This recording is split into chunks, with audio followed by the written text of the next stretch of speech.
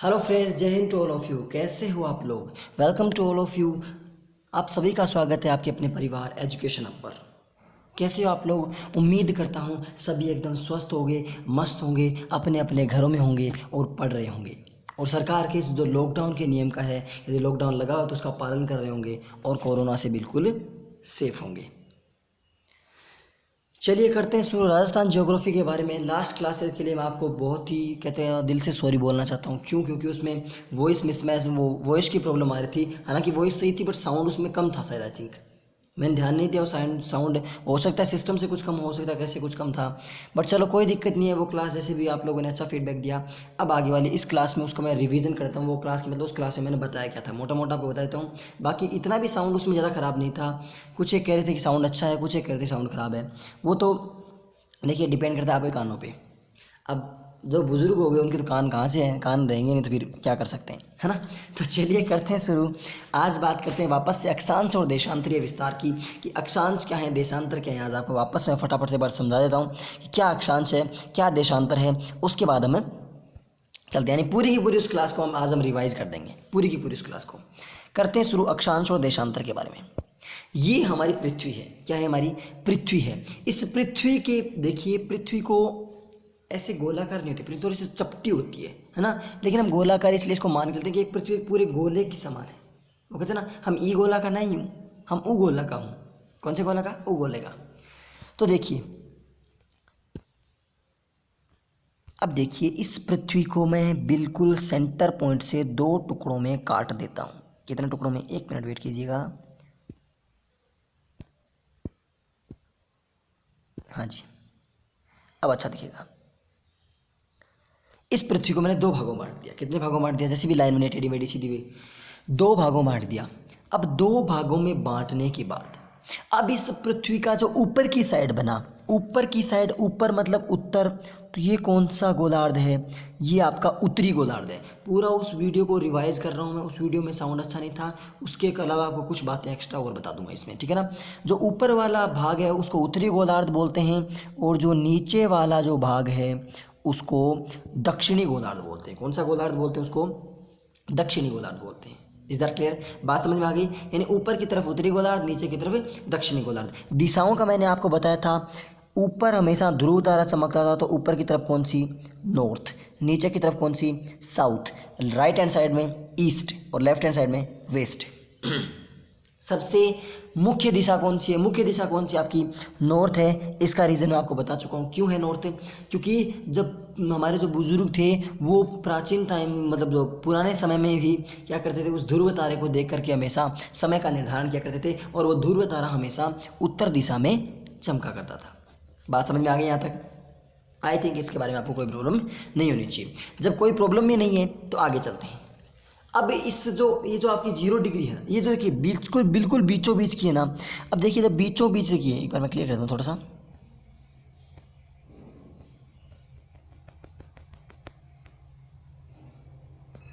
हाँ जी, इसके बिल्कुल मैंने बीचों बीच लाइन खींची काफ़ी। बिल्कुल इसको सेंटर से काट देते हैं। ये लो, मैंने सेंटर से इसको काट दिया।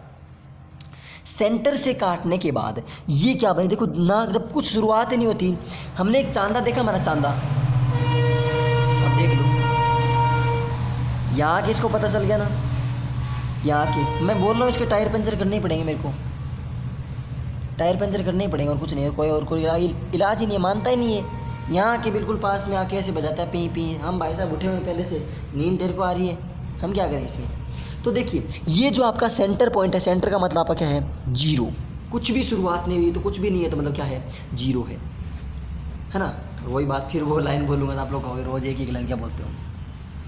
तो देखिए 0 जब आपका होता है ना, 0 डिग्री होता है। 0 डिग्री क्या बोलते हैं हम? इसको बोलते हैं भूमध्य। देखिए पूरी आपकी भू का मतलब भू मतलब बिरनी, वो भू नहीं है, वो होती है बहु, ठीक है। ये 0 का मतलब क्या होता है? भूमध्य। किसके मध्य? भूमध्य। जो भूमि के मध्य भाग में होती है भूमध्य रेखा, या इसी को बोलते हैं विषुवत। कौन सी वत? विषुवत। विषुवत रेखा, भूमध्य रेखा या विषुवत रेखा, ये होती है कौन सी? आपकी 0 डिग्री। कौन सी होती है आपकी? 0 डिग्री, भूमध्य रेखा या विषुवत रेखा। लेकिन अब एक कोई शरारती बच्चा मेरे जैसा उठा यहाँ से और बोला मैं तो जाऊँगा। बोल कहाँ जाएगा? बोल मैं तो देख के आऊँगा कि ये लाइन कहाँ पे है। तो कोई यदि बैग बाग पैक करने की तैयारी कर रहा हो ना, तो आपकी जानकारी के लिए बता दूं कि ये रेखा कहीं पर भी विद्यमान नहीं है। ऐसे नहीं है कि ये देखो ये जा रही भूमध्य रेखा, देखो ये देखो ये रही, वो फिल्मों वाली रेखा अलग है। ये कैसी है ये रेखा? कैसी है? या न होनी हमारे हाथों से चला गया धोनी, मतलब हमारे क्रिकेट जगह से चला गया धोनी। कैसी रेखा है? काल्पनिक रेखा। और रियल में महेंद्र सिंह धोनी को हमेशा ही मिस करेंगे। क्यों करेंगे? मतलब मेरा तो फेवरेट प्लेयर था वो। जब हम कभी क्रिकेट खेलते ना, तो पहले मेरे को एक अब थोड़ा सा बताता हूँ लाइफ का, जब बात तो आएगी थोड़ी सी तो बता देता हूँ कि जब हम शुरुआत में हम क्रिकेट खेलना शुरू किए थे ना, जब हम गाँव में खेलते थे तो ज़्यादा शौक नहीं था। लेकिन जैसे अप्रोक्सीमेट 2007 के आसपास की बात, आई थिंक इंडिया जो वर्ल्ड कप वाला वो कुछ मैटर चल रहा था उस टाइम, 2007 में जो इंडिया वर्ल्ड कप हारी थी, तब उस टाइम धोनी था। धोनी उस टाइम कीपिंग मेरे को अच्छी लगी। फिर सच्ची बताऊँ आपको, मैंने कम से कम इसके मतलब है हर एक मैच में इसी को नोटिस करता था मैं, धोनी को। एक भी मैच मिस नहीं करता था मैं धोनी का। और इसको देख देख के मैंने कीपिंग सीखी, से कीपिंग टेक्निक सीखी, ये कैसे कैसे कीपिंग होती है। और आज मतलब वाकई लगभग ऐसे कहते हैं साथ वाले कि अभी कीपिंग टेक्निक अच्छी है इसकी। क्रिकेट में इतनी अच्छी नहीं है बट कीपिंग टेक्निक अच्छी है। और वैसे तो क्रिकेट का बहुत ही बहुत है, बट बॉलिंग नहीं आती हमें। कभी मैच करना हो, बैटिंग करवा देना, हम कर लेंगे, कीपिंग कर लेंगे, लेकिन फील्डिंग भी कर लेंगे, लेकिन बॉलिंग नहीं कर सकते। हाँ जी, तो कैसी रेखा है? एक काल्पनिक रेखा है और भूमध्य या विषुवत रेखा, इस भूमध्य रेखा या विषुवत रेखा इसको बोलते हैं। अब देखिए एक बात कि जब हमने बचपन में जब हम पढ़ा करते तो हमारे ज्योमेट्री बॉक्स में एक ऐसा एक उपकरण रहता था जिसके यहाँ पे बीच में एक ऐसी डंडी लगी होती थी, यहाँ पे 0 लिखा होता था, इधर ऐसे कुछ लिखा होता था, यहाँ पे इधर इधर ऐसे चलते रहते, इधर इधर ऐसे चलते रहते। और हम इससे क्या मापा करते थे? कोण मापा करते थे। तो वो देखिए ये आकृति कैसी दिख रही है आपको? ये वाला इतना भाग कैसा दिख रहा है आपको? उसी चांदे के जैसा दिख रहा है ना? उसी चांदे के जैसा दिख रहा है आपको। चांदा बोलते हैं इसको, डी बोलते हैं, है ना? अब देखिए इसको मैं यहाँ रख देता हूँ उस चांदे को, तो यहाँ पे देखो, यहाँ पे 1 2 3 4 5 6 ऐसे ऊपर की तरफ, इधर भी 1 2 3 4 5 ऐसे चलते हैं। तो यहाँ पर जा कर के एक ऐसे रेखा आएगी, कितने डिग्री पर? 23.5 डिग्री पर। कितने डिग्री पर आएगी रेखा? 23.5 डिग्री पर। तो जब ऊपर 23.5 डिग्री पे आएगी तो नीचे भी 23.5 डिग्री पे आएगी, तो नीचे भी 23.5 डिग्री पर एक रेखा आएगी। बात समझ में आ गई? जो 23.5 डिग्री ऊपर वाली रेखा है ना, इसको बोलते हैं कर्क रेखा। कौन सी रेखा? कर्क रेखा। और कर्क रेखा को बोलते हैं tropic of cancer. Tropic of cancer यानी कर्क रेखा। और नीचे वाली कौन सी रेखा है? नीचे वाली है फिल्मों वाली रेखा। कौन सी? मकर रेखा, tropic of Capricorn. Tropic of Capricorn यानी ऊपर वाली कर्क रेखा, नीचे वाली मकर रेखा। ऊपर वाली मोटी रेखा, नीचे वाली छोटी रेखा। कोई मोटी छोटी नहीं है, वही 23.5 डिग्री पे है, वही 23.5 डिग्री पे है। तो ऊपर वाली कर्क रेखा ट्रॉपिक ऑफ कैंसर, नीचे वाली मकर रेखा यानी ट्रॉपिक ऑफ कैप्रिकॉन। बात यहाँ तक समझ में आ गई? आई थिंक कोई भी आपको डाउट नहीं होना चाहिए। कर्क रेखा, मकर रेखा समझ में आ गई। अब बात करते हैं इसी के बारे में कुछ और। यही करूँगा तो आपकी घोच पोच, वो कहते हैं घोच पोच हो जाएगा। आगे वाले पेज पे चलते हैं। चलिए वही ले लेता हूँ, आपको सर्कल ले लेता हूँ एक। येलो चल जाएगा ना? हाँ जी येलो चल जाएगा, ये लीजिए। अब देखिए बात करते हैं ट्रॉपिक ऑफ कैप्रिकॉन। कर्क रेखा होगी आपकी, मकर रेखा होगी, लेकिन ऐसे कर्क रेखा मकर रेखा बताने से काम थोड़ी चलेगा। यानी जो ये आपका जो सेंटर पॉइंट है, ये आपकी 23.5 डिग्री है। ये इससे ऊपर और चला मैं तो यहाँ पे 66.5 डिग्री मेरे को मिल गई। देखिए ये 0, ये 23.5 डिग्री, ये 66.5 डिग्री, इतनी मिल गई। ऐसे ही 3 मेरे को नीचे मिल गई, ये 23.5 डिग्री और ये 66.5 डिग्री। कितनी रेखा? टोटल 5 हो गई। अब जब इस 66.5 के बाद जो ये वाला एरिया बचता है, ये वाला, इसको बोलते हैं आर्कटिक वर्त। कौन सा वर्त बोलते हैं इसको? इसको बोलते हैं आर्कटिक वर्त। कौन सा वर्त बोलते हैं इसको? आर्कटिक वर्त। वृत्त नहीं बोलते इसको, आर्कटिक वर्त बोलते हैं। और ये जो नीचे वाला ना, नीचे वाला, इसको बोलते हैं अंटार्कटिक वर्त। कौन सा वर्त? अंटार्कटिक वर्त। ऊपर वाला आर्कटिक वर्त, नीचे वाला अंटार्कटिक वर्त। बात समझ में आ गई? यहाँ पर जो अंतिम बिंदु जाता है ना, ये वाला, ये कौन सा पोल होता है? ये आपका होता है नॉर्थ पोल। कौन सा पोल? नॉर्थ पोल या फिर उत्तरी ध्रुव है। और ये आपका कौन सा है? साउथ पोल या फिर दक्षिण ध्रुव है। साउथ पोल या फिर दक्षिण ध्रुव। ऊपर की तरफ आपका नॉर्थ पोल, नीचे की तरफ आपका साउथ पोल, ठीक है। ऊपर की तरफ आपका आर्कटिक वर्त, नीचे की तरफ आपका अंटार्कटिक वर्त। ऊपर की तरफ 23.5 डिग्री कर्क रेखा, नीचे की तरफ 23.5 डिग्री मकर रेखा। 6 बातें क्लियर हो गई, 6 पॉइंट समझ में आ गई क्या? 6 पॉइंट बिल्कुल आपके अच्छे से क्लियर हो जाने चाहिए। यहाँ तक बात हो गई। अब हम बात करते हैं किसके पास चलते हैं, हम हमारे सूर्य देव जी के पास चलते हैं। किसके पास चलते हैं हम? सूर्य देव जी के पास। वैसे वास्तव में नहीं जाना, वास्तव में भाई साहब बहुत गर्म होते हैं, है ना। हाँ, आई गर्मी। हाँ जी, अब बात करते हैं अपन नेक्स्ट आगे किसकी बात करते हैं। अब ये जो आपकी बिल्कुल सेंटर लाइन मैंने खींच दी, एक ये पॉइंट समझाने में कहते हैं ना, जो मैं सच्ची बात बताऊँ आपको, देखो हकीकत बात बताऊँ, कितने बड़े टीचर होंगे, मैं ये नहीं कहता कि मेरे को उनसे ज़्यादा पता है, मेरे को उनसे, बट मेरे को इतना बात कह सकता हूँ कि जिसके पास मैथ्स सब्जेक्ट ना, मैथ्स, वो ज्योग्राफी को जितने अच्छे से आपको डिलीवर कर सकता ना, उससे बेटर आपको कोई नहीं दे सकता। फ़र्क है, क्योंकि ज्योग्राफी में कैलकुलेशन आते हैं, कैलकुलेशन जो वही इंसान समझ सकता है कि जिसको पूरा पता हो। अब 0 डिग्री को पता होता है, मानते 0 डिग्री समझा दी, बट इसकी गति कैसे हुई, क्यों हुआ, सूर्य क्यों चला, आपको ये सब बता देंगे। ये सबसे बड़ा दिन कब होता है, सबसे बड़ी रब कब, सबसे छोटी छोटी रातें कब होती हैं, बड़े बड़े दिन कब होते हैं, सब आपको बता देंगे। गर्मियाँ कब आती हैं, सर्दियाँ कब आती हैं, सब आपको बता देंगे। लेकिन ये कोई नहीं बता कि आती क्यों है ये। देखिए, अब देखिए, ये बताइए कि मई जून में गर्मी क्यों आती है, उस टाइम सर्दी क्यों नहीं आती, उस टाइम सर्दी क्यों नहीं आती। कोई पूछने वाला लॉजिक उनसे, उन्होंने कह दिया कि मई में हमारे गर्मी आती है। भाई साहब 1 मिनट वेट करो, मई में क्यों आती है, सितंबर में आ जाए, दिसंबर में आ जाए गर्मी, हम कब मना करते हैं। दिसंबर में हमें सर्दियों में गर्मी की जरूरत होती है, उस टाइम वैसे तो हमारे अंदर गर्मी बड़ी बड़ी है ना। तो इसका भी रीज़न है, वो रीज़न मैं बताऊँगा आपको कैसे। ऐसे ये 0 डिग्री यहाँ पर रहता है आपका सूर्य, और कह रहे हो और ध्यान से समझ लेते, समझा हुआ है तो दोबारा समझ लो अच्छे से। ये इधर आपका 23.5 डिग्री, एक बार थोड़ा सा इसको ऊपर लेता हूँ ताकि अच्छे से हमें गति करवाने में मज़ा आए। ये 23.5 डिग्री ऊपर की तरफ, और ये 23.5 डिग्री नीचे की तरफ। अब आप सोचोगे 23.5 का चक्कर क्या है। 23.5 का चक्कर है कि पृथ्वी अपने अक्ष पर 23.5 डिग्री झुकी हुई है, इसलिए 23.5 लेते हैं हम।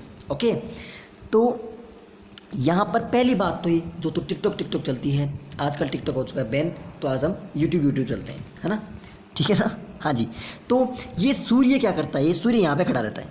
अब जब यहाँ पे खड़ा था, यहाँ पे इसके पास क्या है, ठंडा ठंडा पानी, गोल गोल पानी, ऐसे यहाँ पे क्या रहता है इसके आसपास पानी, इस भूमध्य रेखा के आसपास क्या रहता है, पानी। और जब ये पानी, जब सोचो सूर्य ऊपर रहेगा तो इंसान उबल जाता है, तो पानी तो उबलना बेशक है। यहाँ से पानी वाष्प बनेगा, वाष्प बन के ऊपर जाएगा, ऊपर कहाँ जाएगा, इंद्रदेव के पास जाएगा। और बरस बरस मारा इंद्र राजा, तो ऊपर जाके क्या करेगा, ये इंद्रदेव के पास जाएगा, फिर मतलब ऊपर आकाश में जाकर के फिर इसको वापस जलवाष्प के रूप में ठंडा होकर वहाँ से इसकी बारिश की बूंदें बनेंगी, और बूंदें बनने के पश्चात ही वहाँ से नीचे गिरेगा।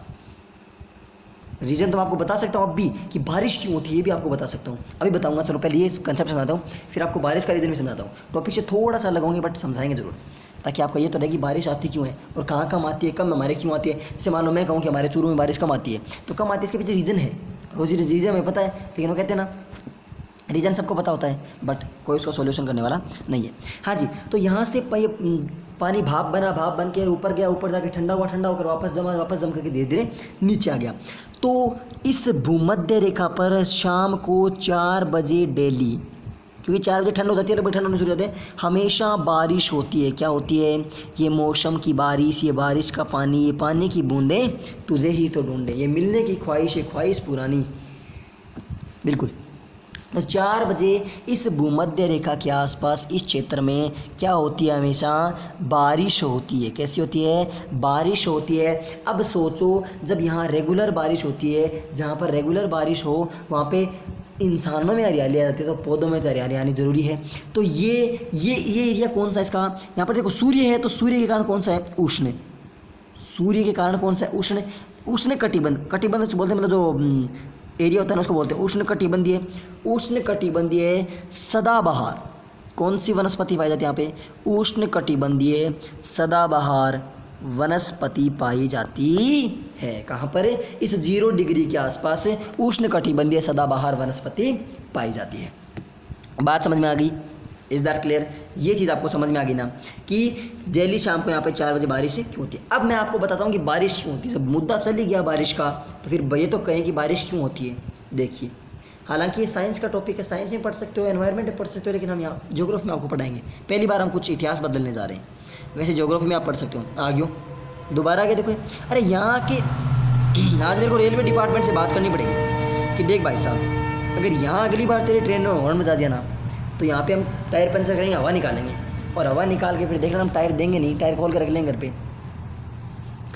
चलते हैं बात करते हैं। ये आपका क्या है, मैं इस यहाँ पे थोड़ा सा समुद्र बना देता हूँ, और समुद्र हम चौकोर बनाएंगे। ये मान लीजिए आपका समुद्र है, ठीक है। समुद्र में क्या भरा हुआ है, ये पानी भरा हुआ है। पानी भी पानी का कलर का ले लेते हैं ना, ये आपका यहाँ पे पानी भरा हुआ है, ठीक है ना। ऊपर यहाँ पे आपका सूर्य चमक रहा है। कौन चमक रहा है? सूर्य महाराज चमक रहे हैं यहाँ से, ठीक है। अब चलते हैं यहाँ से बात करते हैं। शायद येलो कलर इस पर अच्छा दिखता है आपको, येलो या ब्लैक ही दिखता है इस पर ज़्यादा। यहाँ से जब देखो सूर्य की किरणें यहाँ पे पड़ी, तो ऊपर पानी गर्म कैसे होता है, ध्यान दे रहे ना। एक बात आपको ये कंसेप्ट बताऊंगा। आप लोग कभी देखो सर्दियों में, आप लोग अभी जब सर्दियाँ आएंगी ना, तो आप लोग क्या करोगे, राड लगाओगे। मतलब जो रोड आती है, रोड जानते हो, राड सब जानते रहे, पानी गर्म करने वाली, तो उसमें लगाओगे। तो आप बाल्टी के वैसे, ये मान लो आपकी बाल्टी रखी हुई है ना, आप इसके अंदर लगाए थे, ऊपर से इसको यहाँ लगाए थे डंडा से, इसको आप लगा दोगे ना, तो आपका पानी पहले ऊपर से गर्म होता है। तो आपने सोचो, आपने ऊपर अंगूर लली और बरगुर है, फिर यहाँ से आप ले गए, लेकिन नीचे वाला क्या है, बिल्कुल ठंडा पानी है ना। क्यों होता है? रीज़न भी इसका ये होता है कि ऊपर देखो, शुरुआत से गर्म है, तो गर्म चीज़ हमेशा हल्की होती है तो ऊपर रहती है, और ठंडी चीज़ हमेशा भारी होती है तो वो नीचे रहती है, ठीक है। इसीलिए सर्दियों में धुंध जमती है, गर्मियों में धुंध नहीं आती। ये साइंस की बातें हैं, लेकिन लॉजिक चल रहा है, तो लॉजिक के ऊपर लॉजिक हमें बताने का हमें फर्ज है, क्योंकि हम देखो, हम ऑलराउंडर स्टडी करेंगे सभी की बात। यहाँ से जब पानी ऊपर वाला गर्म हो गया, ये ऊपर वाला पानी गर्म हो गया, तो ये क्या उड़ेगा, ये भाप बनकर ये चला, ये चली, देखो ये प्यार की गली, यहाँ पे भाप बन करके आप ऊपर आ गए, यहाँ पे आकाश में यहाँ पे विराजमान हो गया। अब यहाँ पर इसको देखो, धूल और मिट्टी के कण इसमें मिल गए, और मिल कर के आपस में यहाँ पे ऊपर ठंड होती है ना, ठंड होती है। ठंड के कारण क्या होता है, क्योंकि देखो ठंड क्यों होती है ऊपर। अब सोचोगे सूर्य तो ऊपर ज़्यादा नज़दीक होना चाहिए, सूर्य ऊपर ज़्यादा नज़दीक होना चाहिए, लेकिन फ़र्क ये है कि यहाँ से चलने के बाद जो किरणें यहाँ से जो टकराती है ना, वो ग्रीन हाउस के कारण बाहर नहीं निकल पाती। उसके कारण क्या होता है, यहाँ पे मतलब यहाँ पे ज़्यादा गर्मी रहती है, यहाँ पे ठंड होती है, ऊपर ठंड होती है, क्योंकि ऊंचाई पे जाते जैसे जो ऊंचाई पे जाते तापमान कम होता जाता है, ठीक है। तो यहाँ पे ठंड होती है, और इस ठंड के कारण क्या होती है, बूंदें आपस में, बारिश की बूंदें, मौसम का पानी आपस में इकट्ठी होगी। जब ये इकट्ठी हो जाएंगी, तो सोचो, आपने कभी एक चीज़, इसी के साथ एक कंसेप्ट से आपको दूसरा एक कंसेप्ट समझाऊंगा कि आपने कभी आपके हाथ में जो पेन है उसको ऊपर उछालिए, वापस कहाँ आया, नीचे आया ना। आप कुछ भी चीज़ को उछालिए, वापस नीचे आएगी। यकीन है, आप छत से कूद के देखिए, छत से कूदिए, फटाफट जल्दी कीजिए, छत से कूद के देखिए, कहाँ जाओगे, नीचे जाओगे, ऊपर को नहीं जाएगा। एक बार नीचे जाओगे, बाद में तो ऊपर जाओगे, है ना, या फिर हॉस्पिटल में जाओगे। वो बात की है। हाँ जी, बिल्कुल, अच्छे बच्चे होते हैं, क्या ना, मान लेते हैं, कूद गए 2-4 तो ये जो बारिश की बूंद, यहाँ से देखो, अब इस बारिश की बूंद बन गई, एक बूंद को लेता हूँ मैं, ये एक बूंद बन गई आपकी, एक बूंद अमृत जी, ये आपकी बन गई। इस बूंद पे क्या लगाया पृथ्वी ने, गुरुत्वाकर्षण, ग्रेविटेशनल फोर्स लगाया, गुरुत्वाकर्षण बल के कारण ये बूंद नीचे आई, और नीचे अगर क्या बन गई है, ये हो गई बारिश। कैसे होती है बारिश?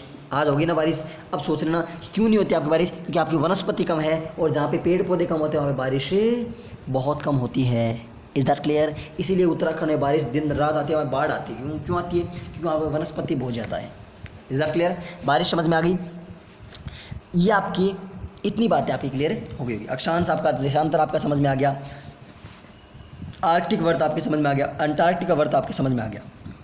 एक बात मैं बताना आपको भूल गया। हाँ जी, अभी बताएंगे भूल कैसे गया।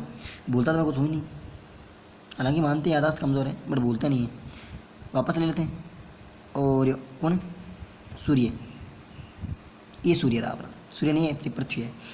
सूर्य को, इसको पृथ्वी को वापस 2 टुकड़ों में कर दो। ये लो, यहाँ पे 23.5 डिग्री उत्तर में, यहाँ पे 23.5 डिग्री दक्षिण में, यहाँ पर सूर्य है। ऐसा मौसम जहाँ पे सर्दियाँ लगभग खत्म हो जाती हैं, गर्मियाँ लगभग शुरू हो जाती हैं, 1 महीना ले लो, उस मौसम को बोलते हैं, उस महीने में होता है अप्रोक्सीमेट मार्च में सूर्य कहाँ रहता है? बिल्कुल यहाँ पर रहता है, भूमध्य रेखा पर। तभी हमारे नए ज़्यादा सर्दी रहती है। सर्दी जाने को होती है मार्च के अप्रोक्सीमेट, और गर्मियाँ आने को होती है मार्च के अप्रोक्सीमेट। यहाँ से जब सूर्य यहाँ तक चलता है तो इसको 3 महीने का टाइम लगता है। जब यहाँ से मार्च के बाद अप्रैल, मई, जून यहाँ पर आएगा। जून में सूर्य पहुँच गया यहाँ पे, कहाँ पर पहुँच गया? भूमध्य ट्रॉपिक ऑफ कैंसर पर पहुंच गया।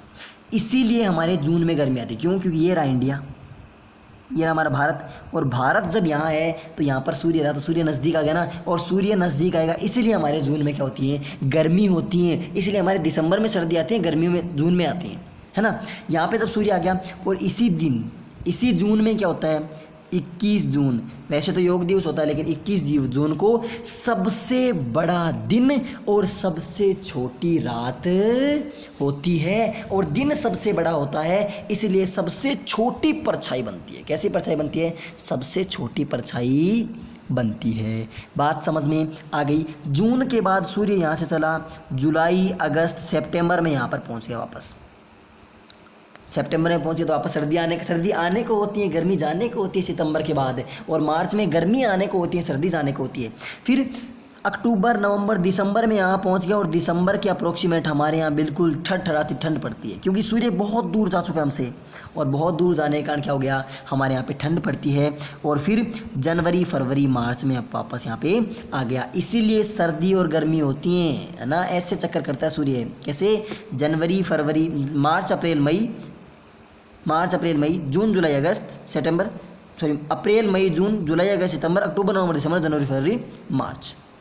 बात समझ में आ गई? सूर्य की गति समझ में आ गई, सर्दी गर्मी का अंतर समझ में आ गया। अब चलते हैं राजस्थान का जो विस्तार है, हम जो जिस टॉपिक पे चल रहे थे उस पे चले ना। अभी सूर्य के बारे में आपको बता दिया। अब कुछ एक सोचेंगे क्या फालतू की बात बताई भाई साहब, समझने वाले के तो बहुत बड़ी बातें हैं, और अगर नहीं समझोगे तो कुछ नहीं है। कि मत खेल मेरी ज़िंदगी से, मत खेल मेरे दिल से, बड़ा नाजुक मिजाज है। कि अरे मत खेल मेरे दिल से, बड़ा नाजुक मिजाज है, जब टूटता है तो इसे भी दर्द होता है। लेकिन क्यों टूटेगा? आप चक्कर में पढ़ना ही करना पंत ने। अब चलते हैं इस बात के लिए, किस बात के लिए? कि अब बात करते हैं हम राजस्थान की। राजस्थान का अक्षांशीय और देशांतरीय विस्तार देखेंगे। देख लो भाई साहब, हमने कब मना किया आपको देखने के लिए। तो चलते हैं राजस्थान पे। तो कैसे हैं आप लोग? ये हमारा राजस्थान था। हमें देखो ऐसे बनाना आता है, विषम कोणीय चतुर्भुजाकार। राजस्थान के यहाँ से गुजरती है ट्रॉपिक ऑफ कैंसर, कर्क रेखा गुजरती है। कहाँ से? लिख लीजिए, कर्क रेखा डूंगरपुर के चीखली गांव के नज़दीक से। कहाँ से? मैं लिख देता हूँ। कर्क रेखा, कौन सी रेखा? कर्क रेखा। कर्क रेखा कहाँ से? डूंगरपुर के चीखली गांव से। कहाँ से? डूंगरपुर के चीखली गांव के नज़दीक से, चीखली गांव के नज़दीक से, व बांसवाड़ा के कुशलगढ़ तहसील से होकर जाती है। यानी डूंगरपुर के चीखली गांव के नज़दीक से गुजरती है, और बांसवाड़ा की कुशलगढ़ तहसील से होकर के जाती है। बात समझ में आ गई? राजस्थान देखो, कर्क रेखा से डूंगरपुर के चीखली गांव से तो इसके होकर मतलब इसके पास से जाती है, और बांसवाड़ा के कुशलगढ़ तहसील से क्या होती है? ये उसके अंदर से होकर के जाती है। राजस्थान में इसकी लंबाई कितनी है? राजस्थान में इसकी लंबाई है 26 किलोमीटर। ऑथेंटिक डाटा है, आपको 29 मिलेगी, 28 मिलेगी, 25 मिलेगी, 24 मिलेगी, लेकिन राइट आंसर 26 किलोमीटर राजस्थान में इसकी लंबाई है। किसकी? कर्क रेखा की। Is that clear? इतना लिखिए, मैं थोड़ा सा जल ग्रहण कर लेता हूँ।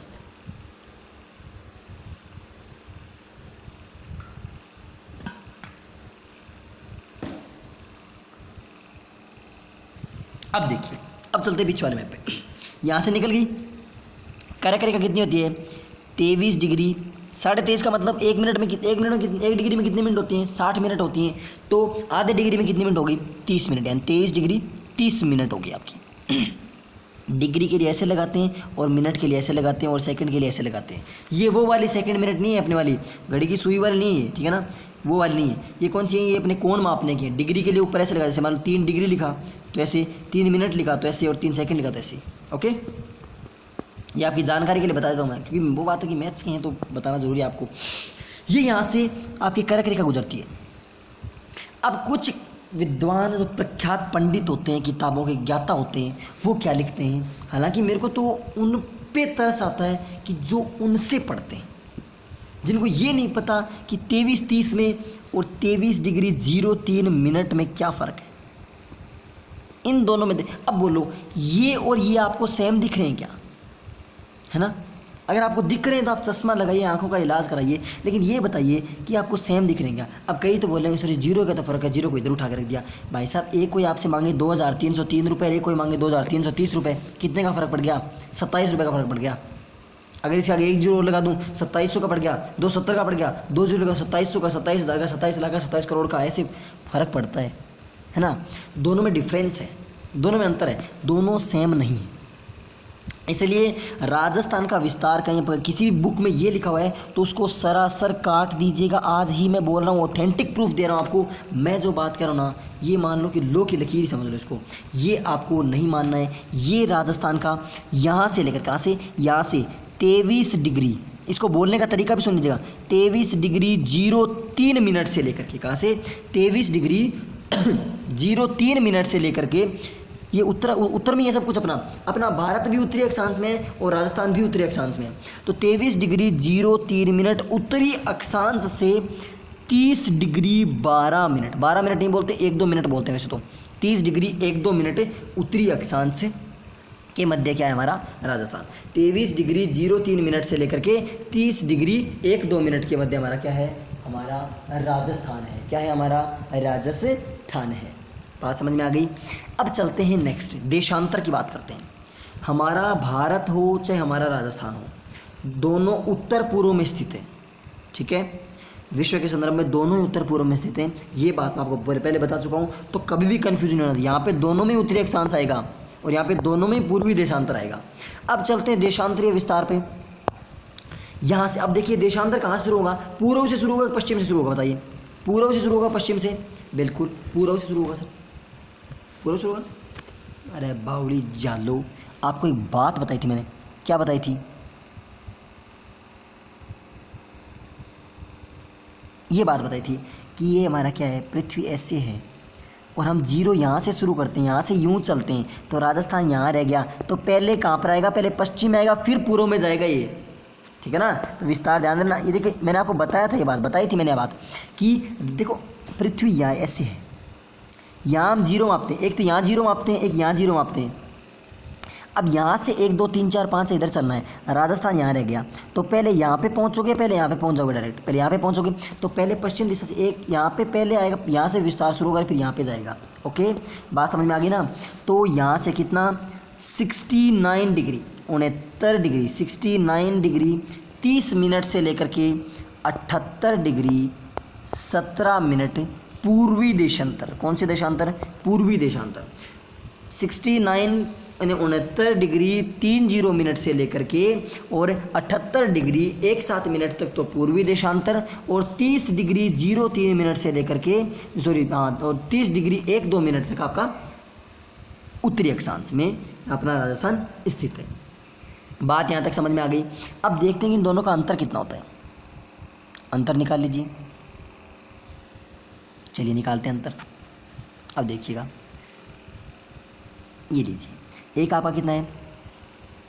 30 डिग्री 1-2 मिनट, इसमें से आपको क्या निकालना है? 23 डिग्री 03 मिनट घटाने। 12 में से 3 गए, देखो ऊपर 12 दिख रहा है, नीचे 3 दिख रहा है, 12 में से 3 कितने बच गए? 09 बच गया मिनट। और 23 में से 30 में से 23 गए, कितने बचे? 7। तो ये तो कितना हो गया?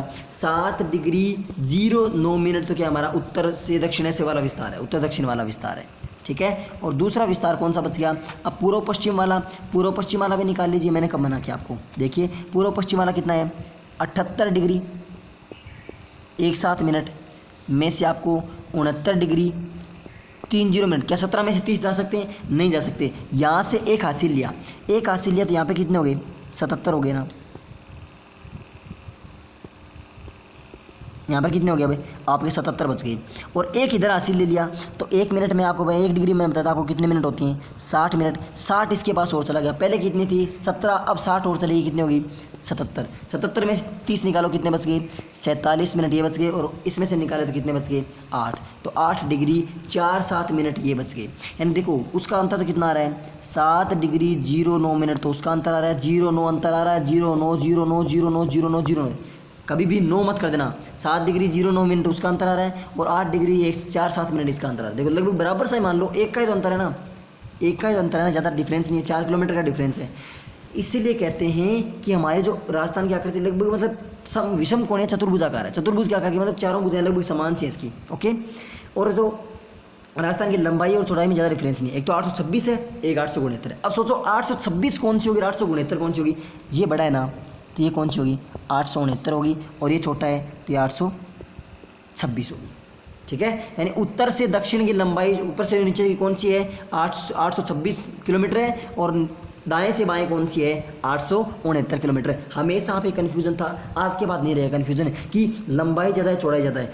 विस्तार कौन से का ज़्यादा, चौड़ाई का, ऐसे मतलब लंबाई ऐसे मतलब उत्तर से दक्षिण में या पूर्व से पश्चिम में, पूर्व से पश्चिम में इसका विस्तार ज़्यादा तो पूर्व से पश्चिम की चौड़ाई ज़्यादा, और उत्तर से दक्षिण में विस्तार कम तो उत्तर से दक्षिण में विस्तार इसकी लंबाई कम। बात समझ में आ गई आपको, उत्तर दक्षिण पूर्व पश्चिम करक रेखा के बारे में कंसेप्ट समझ में आ गया। इतनी बातें क्लियर हो गई तो फटाफट थम्स अप कर दीजिए। ये आज आपका पूरा जो पिछले वाला वीडियो उसको रिवाइज कर दिया, प्लस उसके आगे आपको करक रेखा मकर रेखा के बारे में भी आपको बता चुका हूँ।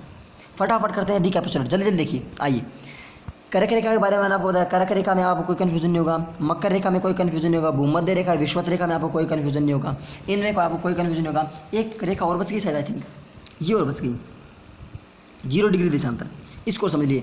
ये 0 डिग्री देशांतर जो है ना, पेज बचा है कोई नहीं बचा, चलो क्रिएट कर लेते हैं। ये लो, ये थोड़ा सा इसमें एडजस्ट कर लो एक बार थोड़ा। ये 0 डिग्री देशांतर, ये रहा 0 डिग्री देशांतर। इसमें क्या है, इसको बोलते हैं ग्रीनविच रेखा। कौन सी रेखा, ग्रीनविच रेखा या प्रधान मध्याह्न रेखा। ग्रीनविच या प्रधान मध्याह्न रेखा बोलते हैं इसको, इस 0 डिग्री को ग्रीनविच रेखा या फिर प्रधान मध्याह्न रेखा। 0 डिग्री देशांतर है, क्या है 0 डिग्री देशांतर। ये तो होता है आपका अक्षांश, ये होता है आपका देशांतर। अक्षांश ऐसे लिखते हैं और देशांतर ऐसे लिखते हैं, ठीक है। बात समझ में आ गई। ये आज की आपकी क्लास कंप्लीट होती है, ओके। यहाँ पे करक रेखा के बारे में मैंने बता दिया कि करक रेखा 26 किलोमीटर है, डूंगरपुर के चीखली गांव से पास में गुजरती है और बांसवाड़ा कुशलगढ़ तहसील जो करके जाती है। Is that clear. वीडियो यदि आपको अच्छा लगा है तो आपको लाइक करना है, शेयर करना है, और चैनल पे यदि आप नए हो तो इसको सब्सक्राइब कर लेना। और इसके साथ साथ आप हमारे टेलीग्राम ग्रुप से जुड़ जाइए, रीट विद दुरीना। ये मत सोचिए यहाँ पे रीट नाम लिखा हो तो रीट का ही है, ये एक नाम रखा हुआ था शुरुआत में जब रीट के लिए था, लेकिन अब ये सभी के लिए। आप सभी जुड़े, सभी सब्जेक्ट्स की सभी टॉपिक्स की यहाँ पे क्विजेज़ वगैरह चलती हैं, और यहाँ पे इंग्लिश की और पॉलिटी की क्लासेज और चलती हैं ग्रुप्स के अंदर, तो वो भी आप अटेंड कर सकते हो। वीडियो अच्छा आपको लगा है तो आप अपने दोस्तों से शेयर कर सकते हो, इसके बारे में कमेंट करके अपना फीडबैक दे सकते हो, और चैनल पे यदि आप नए हो तो उसको सब्सक्राइब कर सकते हो। ओके, मिलते हैं अगले वीडियो में, तब तक के लिए अपना ध्यान रखिए, अपने घर वालों का ध्यान रखिए। कोरोना पैंडेमिक में हमारी और हमारी सरकार का सहयोग कीजिए। वंदे मातरम, जय हिंद, जय Bharat. Thank you for watching.